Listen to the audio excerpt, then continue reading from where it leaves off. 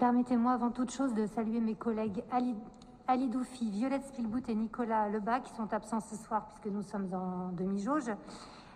Ils ont évidemment pleinement participé à préparer nos prises de position ce soir. Un petit coup d'œil dans le rétroviseur. C'était le 3 février dernier au conseil communal d'Helem. Mon collègue élu Florian Thieffry posait une question orale pour proposer qu'Helem candidate à l'accueil de plusieurs conseillers numériques France Service sur son territoire dans le cadre du plan de relance du gouvernement. On lui a dit que c'était une bonne idée et qu'on allait lui répondre par écrit. Finalement, a priori, pas de réponse, mais nous voilà ce soir, 2 mois après, et nous avons ce vote visant à valider le recrutement de 8 conseillères et conseillers numériques, 2 en bibliothèque municipale, 1 au pôle vie citoyenne et démocratie participative, 2 à Helem, 3 à l'Homme. Nous votons évidemment pour. Nous espérons, cher Akimoural, que ce n'est qu'une première d'une longue série. Aujourd'hui encore, des milliers de Lillois sont mal à l'aise avec ces usages et souffrent d'électronisme.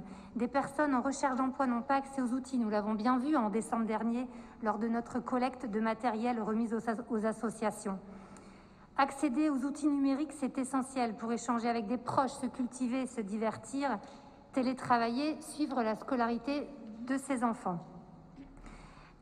Vous rappelez qu'actuellement, le gouvernement investit massivement 250 millions d'euros pour agir aux côtés des communes en faveur du numérique pour tous.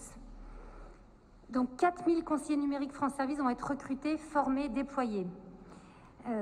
L'État prévoit des kits d'inclusion numérique attractifs, accessibles, mis à disposition dans les lieux de vie, les bibliothèques, les centres sociaux, les mairies, les associations.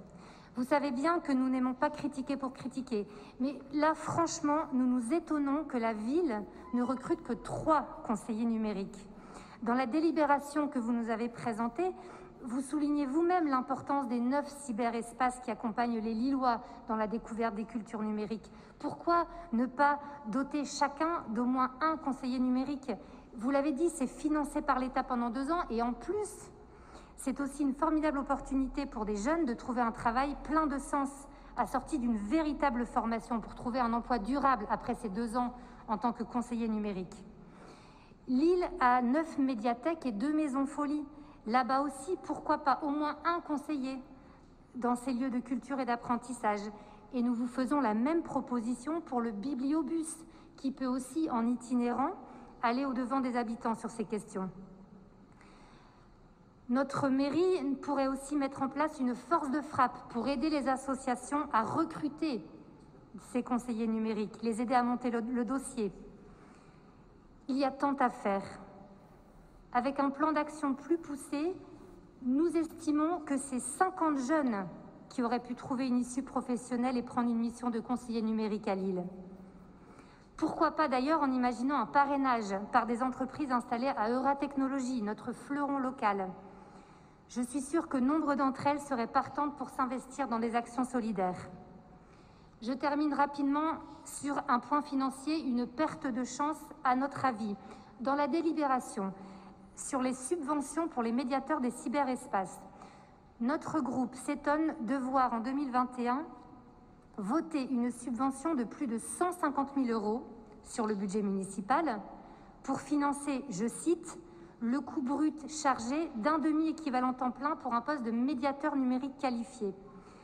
Est-ce que cette subvention ne remplit-elle pas le même objet que le recrutement des conseillers numériques?